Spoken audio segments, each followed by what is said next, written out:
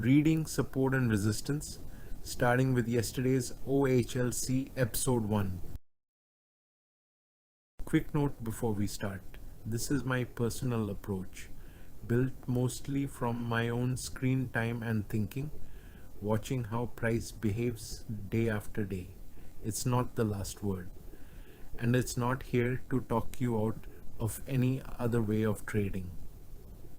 When I look at the next trading day, I mainly mark yesterday's OHLC and I watch how price is behaving in relation to past volume, not volume profile, just plain volume. Was the bar leaning up or down?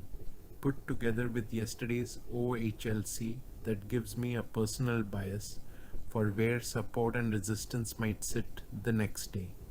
That's why I have named it that. And what is support and resistance really? Just a few lines on a chart. If you look a bit deeper, one way to think about it is this. These are zones where prior liquidity rested, and maybe where some still does. Zones, not lines, because orders and stops scatter across a range, never at one exact price. That's an interpretation, not a proven fact, which is exactly why you should test it ruthlessly for yourself. I'll show you free indicators to do that near the end. If it works for you, keep it. If it doesn't, flush it. My own view, for what it's worth, the strongest zones tend to form where yesterday's OHLC levels intersect. Apple, dollar yen, bank nifty, Bitcoin, 4 completely different markets, different participants, different volatility, different trading hours, but every single one of them leaves behind the same 4 prices. Yesterday's open, high, low, and close. They're already on every chart, yet they're often overlooked. So here's what I want to ask you. Do your charts answer questions, or do they just create more of them? Most traders keep buying indicators to explain what price is doing. More lines, more signals, more noise. Meanwhile, these 4 prices are sitting right there on every chart in every market. And they're the ones I ask the same 5 questions of every session. Where did we open? What did the first hour build? What happened at the first important level? What happened next? And where did the session finish? The 4 prizes and these questions travel everywhere. One piece doesn't. The first hour only means something in a market with a real open. So for that part, I use Apple during US market hours. Everything else applies wherever you trade. And by the end, I'll give you one simple card you can use to study every session yourself. Quick foundation. Yesterday leaves 4 prices. High and low are the boundaries, how far price traveled. Open and close are what happened inside them. Together, they're your map for today. If you already know this, stay with me. Because the map isn't the lesson. Where you enter it is. And as we go through these next few ideas, do this.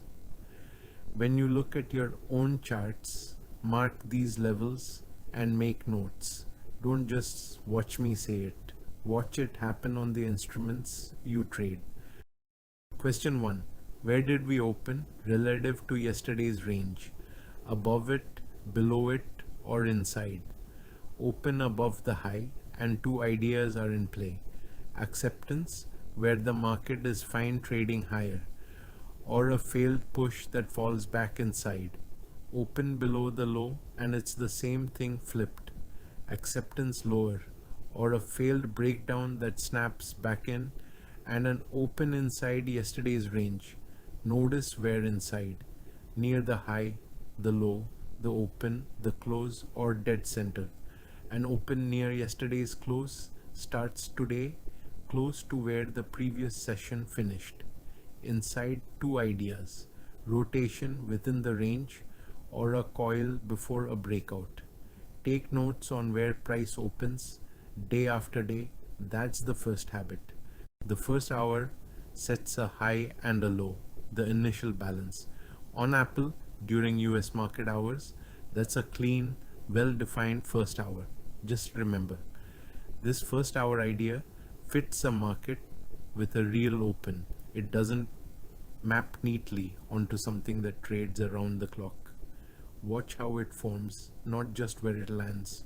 A one directional first hour gives us one picture. A two-sided first hour gives us another.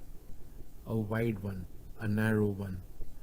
Each is a different starting idea. None of them predict what happens next. They just tell us which idea to carry in. Now the part you rarely see in one place. Lay the first hour over yesterday's range. Built entirely above yesterday's high. Fits the acceptance higher idea. Built entirely inside yesterday's range means yesterday's structure is still holding today. And the interesting one, the first hour straddling a level. That means the market is actively fighting over a known price and no idea is winning yet. Make a note of how the first hour builds. It becomes second nature. Question 3. Price reaches a level. Yesterday's high, yesterday's low, or an initial balance extreme. Does reaching it mean anything on its own? No. The same level gives three different pieces of information. Rejection, price turns away. Acceptance, price trades through and holds. Or a sweep and return, it pokes through, then comes back. The level wasn't the signal. What price did at the level was. And that updates your idea. If you opened above the high expecting acceptance and price now rejects the high and drops back inside, that's price voting against acceptance. You didn't predict it, you watched it. This is the thing to study most closely on your own charts. Question 4. The order. Did price take yesterday's high first, then the low, set the first hour range, then break the high? The order gives you more context. Yesterday's high rejected before the first hour even finished. Reads differently than first hour formed, then broke the high. You're not forecasting the order.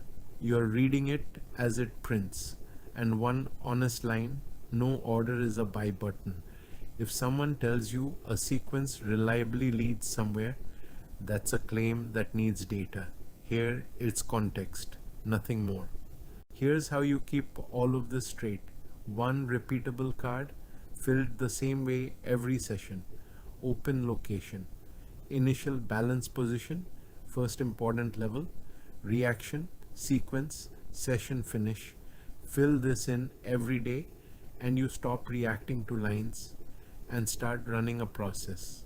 This card is the thing to copy down and use when you study your own charts. Enough diagrams. Let's look at this on real price. A continuous Apple replay segment, including the days these levels did not hold. Yesterday's 4 prices are on every session. The blue lines are the first hour initial balance. Nothing here predicts anything. It's the map. Where did today open relative to yesterday's range? Above, below, or inside? That location sets the first question of the day. The first hour builds the initial balance. Layered over yesterday's range, is it above, inside, or straddling a prior level? Price reaches a prior day level. Does reaching it mean anything? No. Rejection, acceptance, or sweep. Watch the behavior, not the touch. And here's the honest part. Price ran straight through. The level did not hold. This is why nothing here is a guarantee. It's a reference, not a rule. After a break, the context resets. Same 5 questions on the new structure. Which levels got touched and in what order? Day after day across the segment, not cherry-picked wins. The skill is in the lines. It's reading what price does around them. Now go test it yourself. So, what did we just see? The same map read across a continuous replay segment. Now, the honest part. Let me be completely straight. This is where credibility lives. This doesn't predict the day. It doesn't guarantee any level holds. It's not a trading system. There are no entries or exits here. And it won't make you money on its own. Everything I called an idea in line with acceptance or rotation is exactly that. A reading, not a proven statistic. One thing about how we actually use this, it's a repeatable process. We run the same 5 questions every session the same way. It's deliberately consistent. The exception is when volatility is through the roof. News days, wild gaps, sessions where levels get blown through like they're not even there. On days like that, the honest move usually isn't to force the framework and play lotto. It's to recognize the conditions, step aside, and call it a day. Knowing when not to engage is part of the process too. And here's my honest position.